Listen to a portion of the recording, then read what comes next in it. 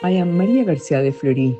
On January 27, 1985, Pope St. John Paul II celebrated an imposing Mass on the esplanade of the Montalban urbanization in Caracas. It was the first visit of a Pope to Venezuela. Thousands of people gathered since the night before so as not to miss a minute of the Pope's visit. After a majestic entrance, because he came in the Pope mobile and passed through the excited crowd that shouted, cried, and sang as he passed, the Mass began. Then the crowd started shouting again and again, "John Paul, friend, Venezuela is with you."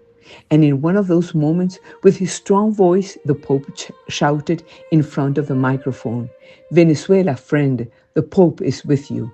The emotions that this phrase produced, both in the Pope, in his companions, and the crowd in general, is absolutely indescribable. You had to have lived it. It was beyond what can be narrated. In his homily, the Pope began by saying, "As Bishop of Rome, successor of the Apostle St. Peter, and today a pilgrim in your country, I want above all to prostrate myself in profound adoration before the one God in the mystery of the Most Holy Trinity.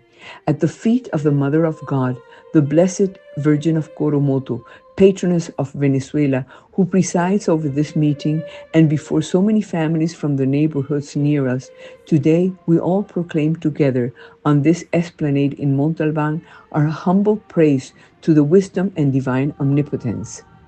These words, full of great theological content, mixed with a great spiritual closeness to all those present, pronounced by Pope John Paul II, recognizing Our Lady of Coromoto, are of immeasurable value.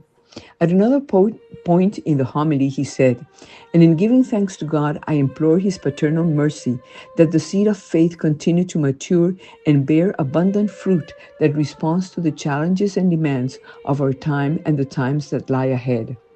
May it also be an expression of our thanksgiving and of our common prayer to the Father, the solemn act that we are pronouncing, and the veneration of Our Lady of Coromoto, patron saint of all Venezuelans and of all the families of the country."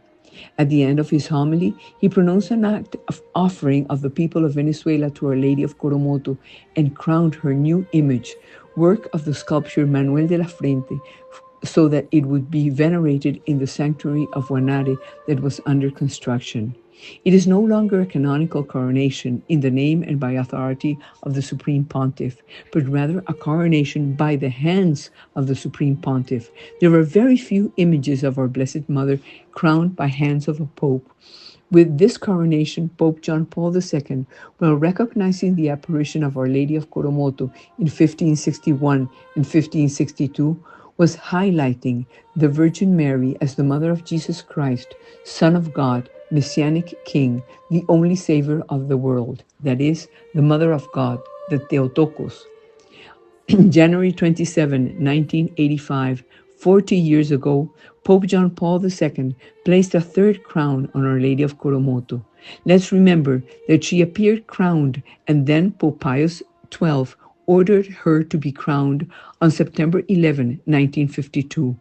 John Paul II wanted to insist on venerating the presence of the Mother of God in Venezuela through the thanksgiving that flowed from his heart, because he was sure that with God we always win.